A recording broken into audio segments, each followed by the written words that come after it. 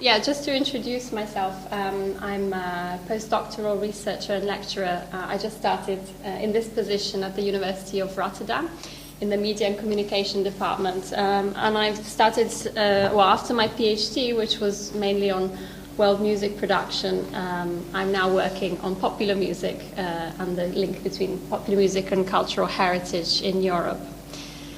Today I would like to talk about my research from my doctoral research. First of all, with a brief introduction on some of the themes I would like to cover. Secondly, to present some data and maps on the world music cluster in Paris.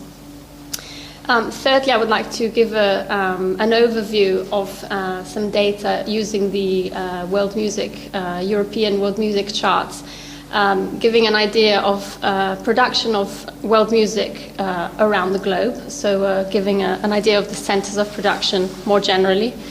And finally, to reflect upon some of the challenges that are facing world music production in general, world music production in particular, and how Paris is responding to these challenges.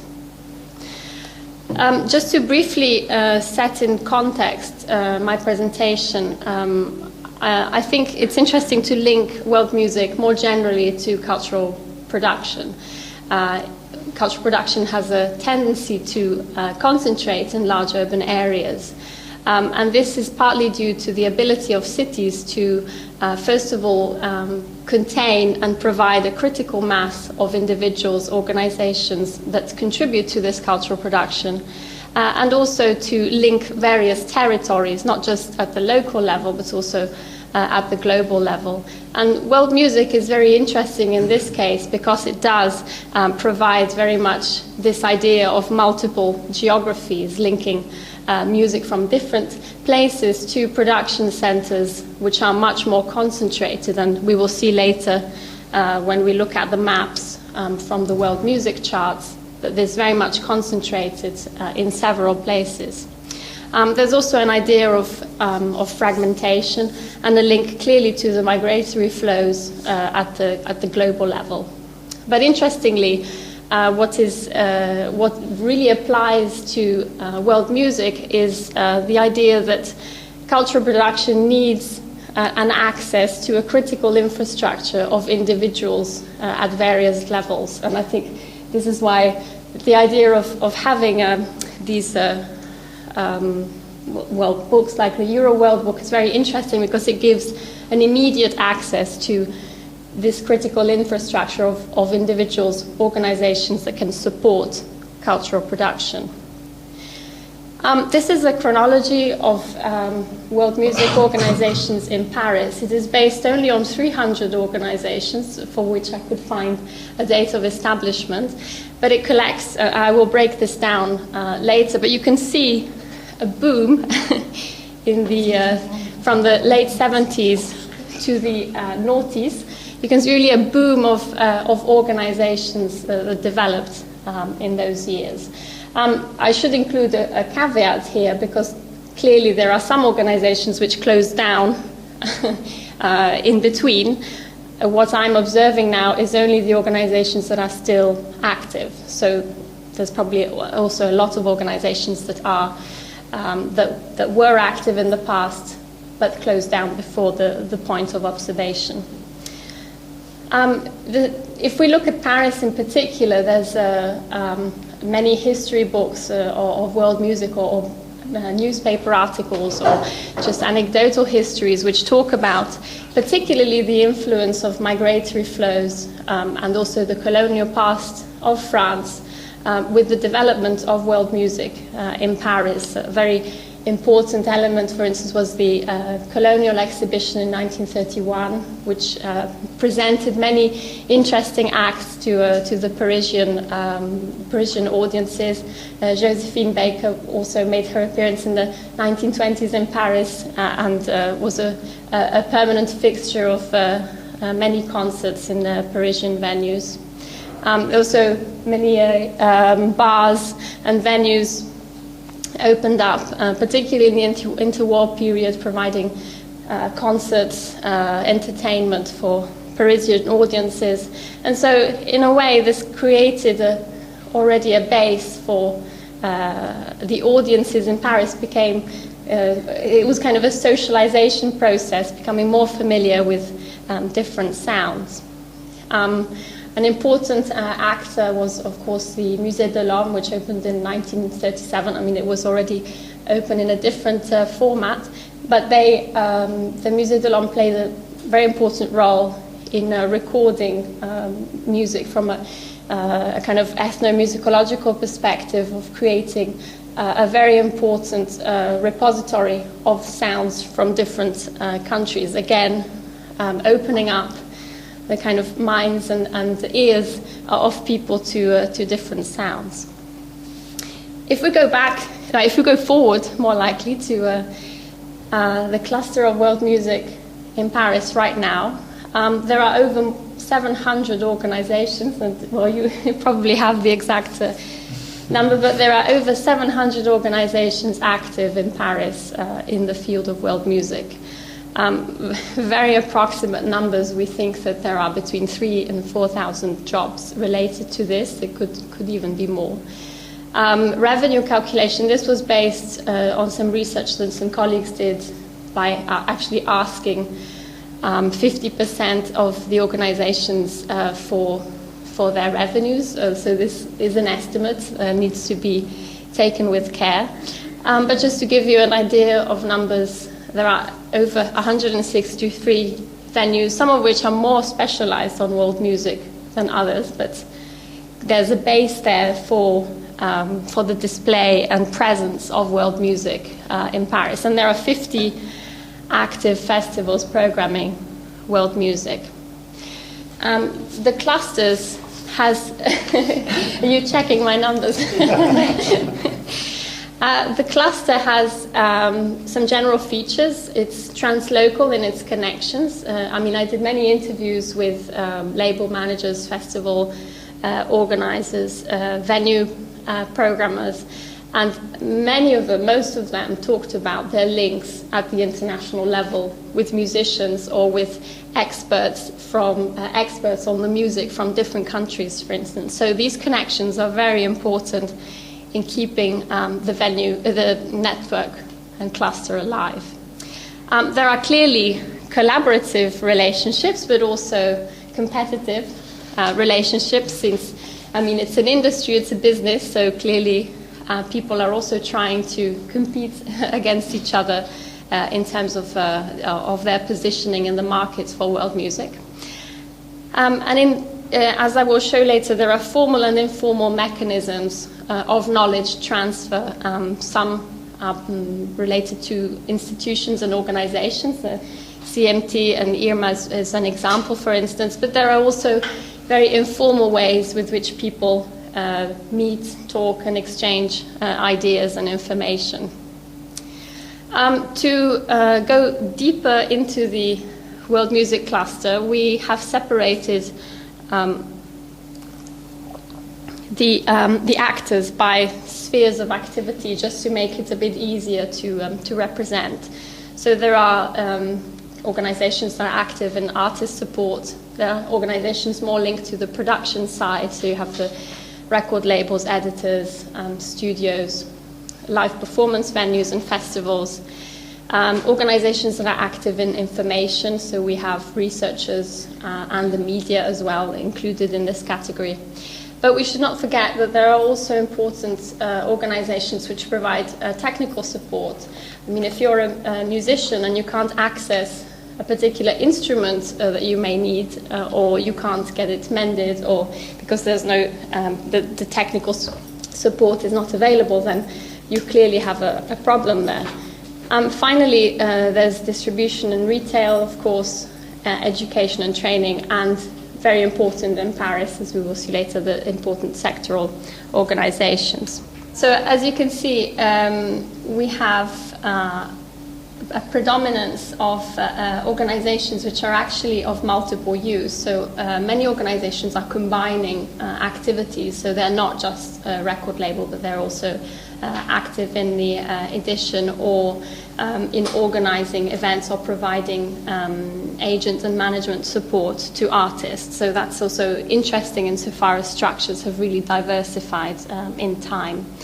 And this diversification is also a response to, as came up in the interviews, to the challenges of the music industry as companies are diversifying their activities to be more stable in case should the crisis hit them in particular. So this is another interesting aspect. If we look at the geography of world music, this is the Île-de-France region, and as you can see, of the 700 organizations, they're really concentrated in the municipality of Paris, which is covered by dots, but I will zoom into that in a second. So mainly most of the different types of organizations that I talked about before are concentrated in Paris, and there is some spillover, particularly in the closest suburbs to the center, but mainly we're talking about a very clustered in Paris network. And here I've highlighted, for those who are familiar with Paris, the different arrondissements. In terms of the geography specific to Paris, I think there are fewer things that are quite interesting to point out. I mean, if you can see the southern part of the Seine, from the Seine, there is not much concentration going on there, but we can see very much towards the eastern part of Paris a strong clustering within the cluster, if you would like, of organizations. It's also interesting to see a concentration in some of the most diverse neighborhoods in Paris, for instance in the 18th, which is now very much the focus of the new initiative called Paris Mix to support a new start, a fresh start for the world music cluster in Paris. So there you can see quite a lot of activities concentrated in that neighborhood. In terms of festivals and venues, again, you can see that they're mainly concentrated in the city of Paris. Well, I will, if we want to come back to this later. But another feature of the world music cluster in Paris is that it's highly organized. I mean, I was presenting some of this information in the Netherlands, for instance, and there is a kind of movement at the moment to try and institutionalize the sector more, bringing people together, maybe creating a more formal way of exchanging information and of supporting one another. But in Paris, as François was also mentioning earlier, there are lots of organizations, particularly your own, that are active in the sector. And here I have a list of some of those organizations. I mean, I've roughly separated them by targets, although clearly there are some overlaps in the targets of the organizations, but there are some that are more active in the support of musicians and composers, others that are connected to copyright, others that are providing support to record companies, editors, distribution. There are sector-wide lobbying organizations, as for instance Zone Franche, and then information centers and IRMA and CIMT, clearly important actors in this field. But what is interesting here is that most of these organizations, if you look at the date when they were established, were mainly established during the 90s. So again, it was at the peak of this chronology that I showed you earlier. So there was really a flurry of activity at that point around world music. Another aspect that I found interesting is that if you zoom further into the cluster, you find that there are different, I call them market clouds. It's not separate markets, but it's more like markets, orientations based on different aesthetics and symbolic standards of the music produced. but also very different systems of production and companies attached to them. The distinction that came up quite a lot in the interviews I made is between a more traditional part of world music production, a more contemporary side, and finally a community-based production of world music. And I should add that this community side is not really reflected in the data that I showed earlier, because it's in a way outside of the radar of the kind of world music cluster as such, because it's very much anchored into the diverse ethnic communities present in Paris. Well, I mean, there's far too much detail to go through this today, but oops, I had, if you're interested, I can send you a paper I wrote on this. But what I found interesting is that within these different types of markets, there are very different organizations attached to them and ways of producing world music. So I will just go into traditional music as one example. In Paris, there are many public sector organizations, some museums, for instance. I talked earlier about the Musée de l'Homme, but there's also the Musée Guimet, now the Kim Branly, but also other public sector organizations like the Théâtre de la Ville that are very active in promoting traditional music in Paris and staging events. There's the Festival of l'Imaginaire, for instance. Staging events that are bringing more traditional music to Paris, but also acting to preserve, to discover and preserve this traditional music for the benefits not just of Paris audiences, but for the benefits of humanity as a whole. But the interesting point is that the production and consumption of this type of music happens in very different venues and organizations than compared to, for instance, more contemporary world music or hybrid world music that is more urban, more urban and modern in its content.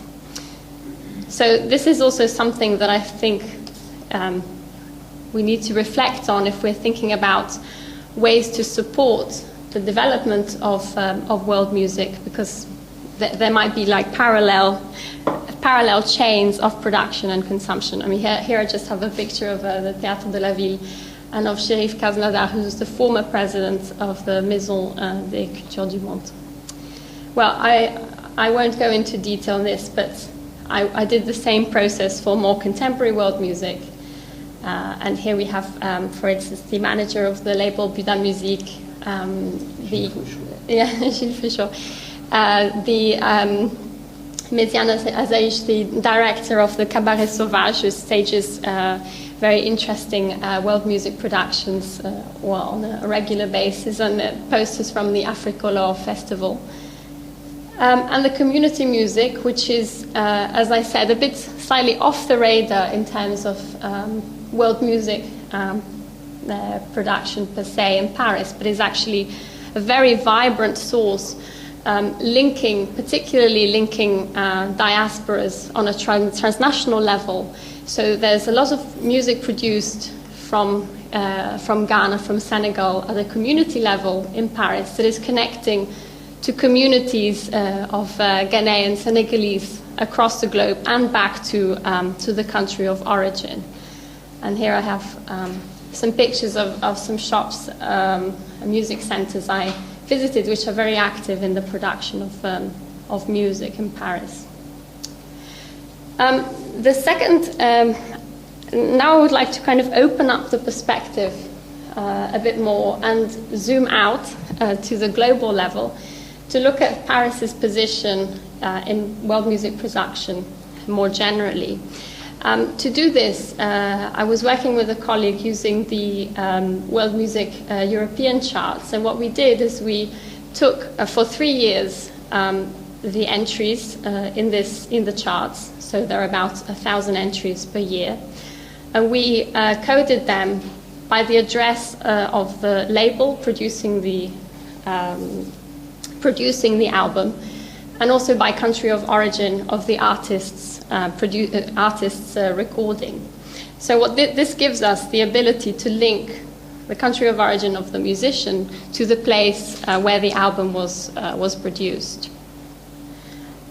Well, we had several working hypotheses, some of which were to test some common knowledge about world music. So the world music is generally produced in Europe and North America, and there are very few centers of world music production outside of world music. Well, I mean, it's not that they are not there, it's more that it's proven in these charts, they don't really appear in the European charts. So there is a mediation, if you want, of Europe and North America in the production of world music. The second thing we wanted to test is whether we see a hierarchy of production sites, and this idea was very much based on the fact that Paris is now putting itself as capital of world music. So we wanted to test that to see what is the position of Paris in relation to other centers of music production. And finally, but I won't go into detail in this third hypothesis, is we wanted to see how world music trends change over time. And in other data that I have, it clearly shows that in some years, music from a specific country was much more popular than in other years, and you can really see increasing and decreasing trends in popularity. So you can't really see my map very well, but this is the geography of world music based on the European charts for 1992. You should, if you look carefully, you should see that there are some arrows with flows. I mean, it's much clearer on paper, I'm afraid. But you can really see a concentration in Europe and in the east and western coast of the US. Japan and Tokyo appears because of the role of Sony in world music production. So that's mainly what the Tokyo cluster shows. But as you can see, we've highlighted London, Paris, and New York, but you can't really see it. But here is a zoom into Europe.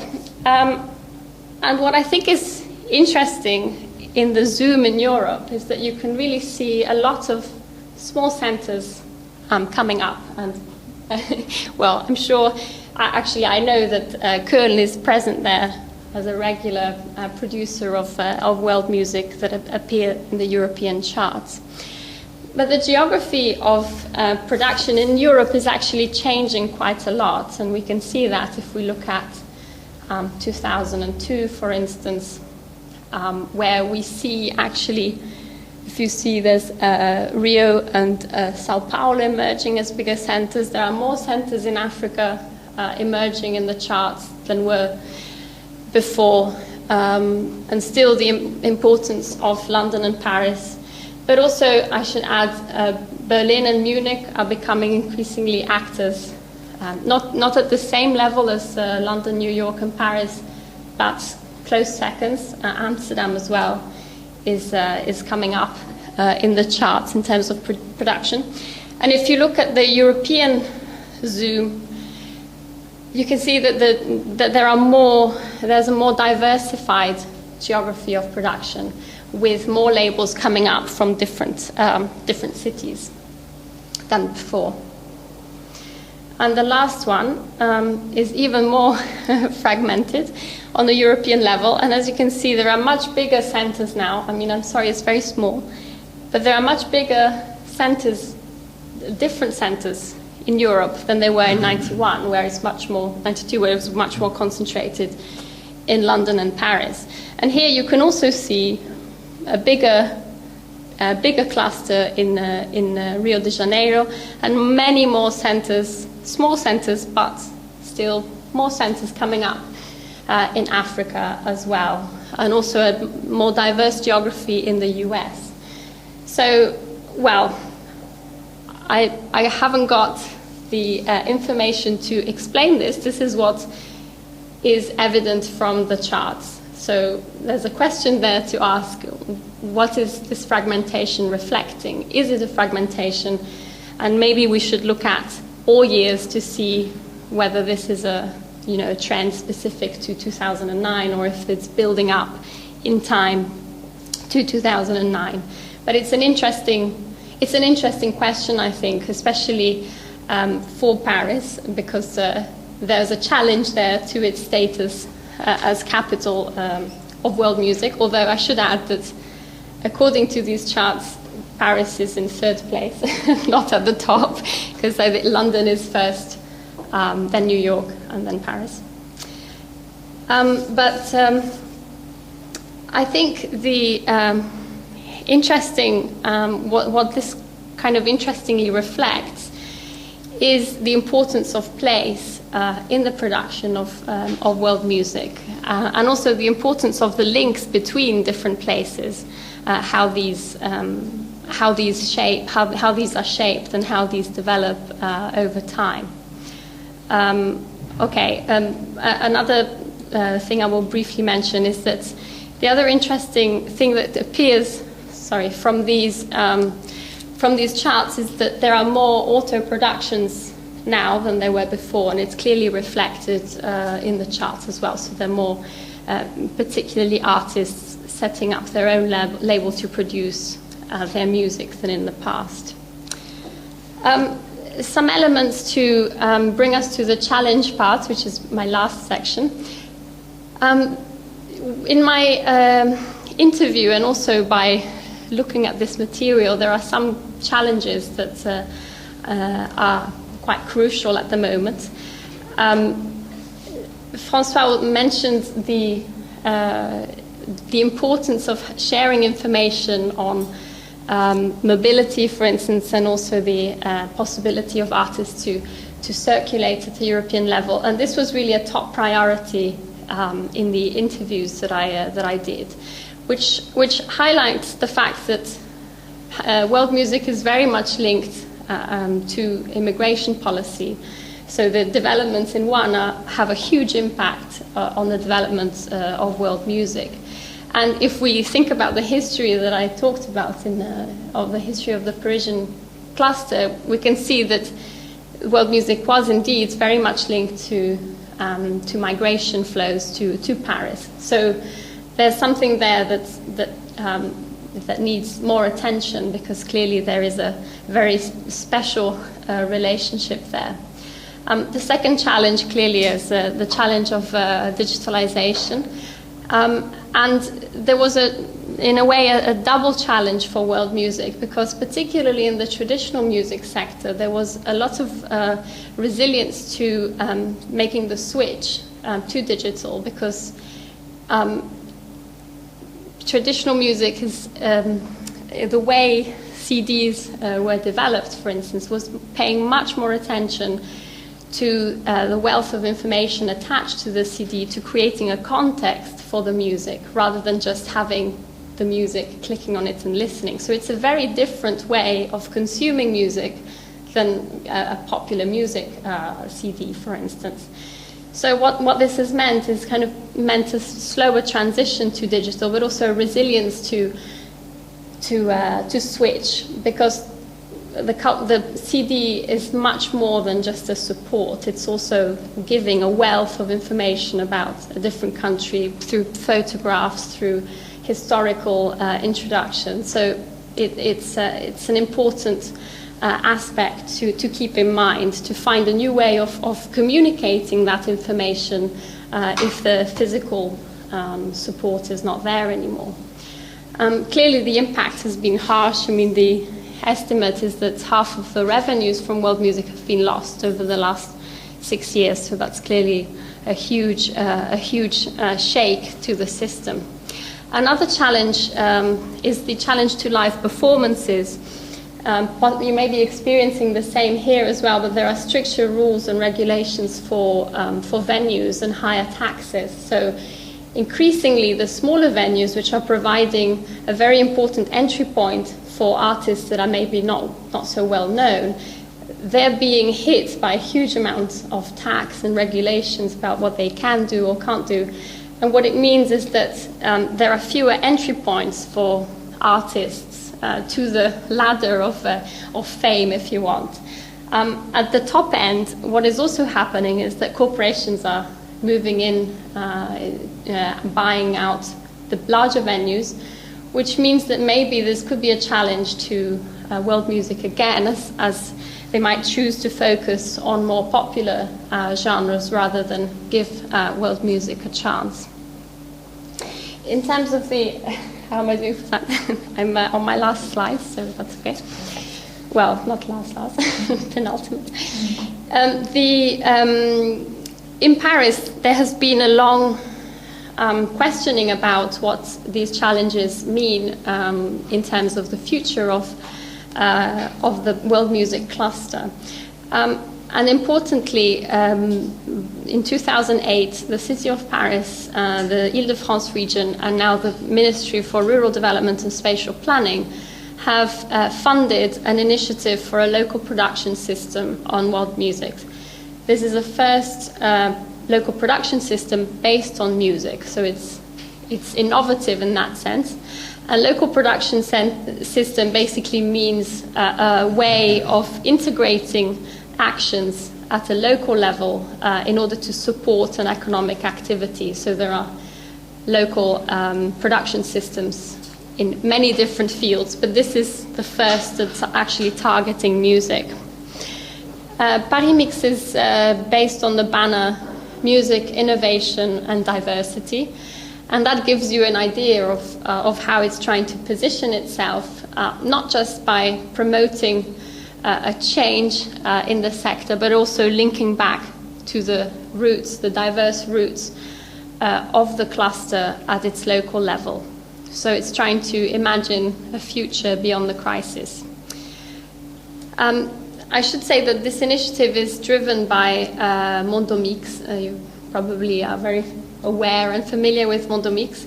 But to me, what is interesting is that it's very much part of the drive of an individual, of a company responding to a common concern. So that also gives us some ideas about how initiatives can come about. And indeed, in the history, if we look back at the history of world music in Paris, very strong individuals have been very much part of the development of the cluster.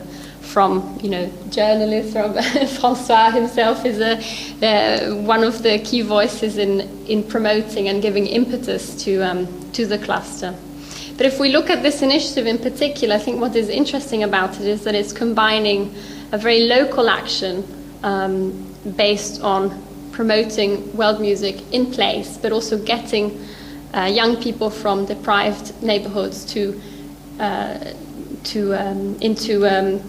for instance, education and training programs, but also into jobs connected to world music. So it has a social cohesion axis, but it is also building stronger ties between the local production and worldwide markets by creating a digital platform and digital distribution for world music.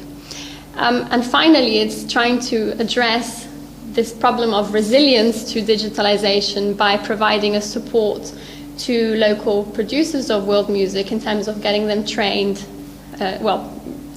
first of all, used to the idea of switching to digital, but also in finding out ways of how a digital solution might work for their catalogue.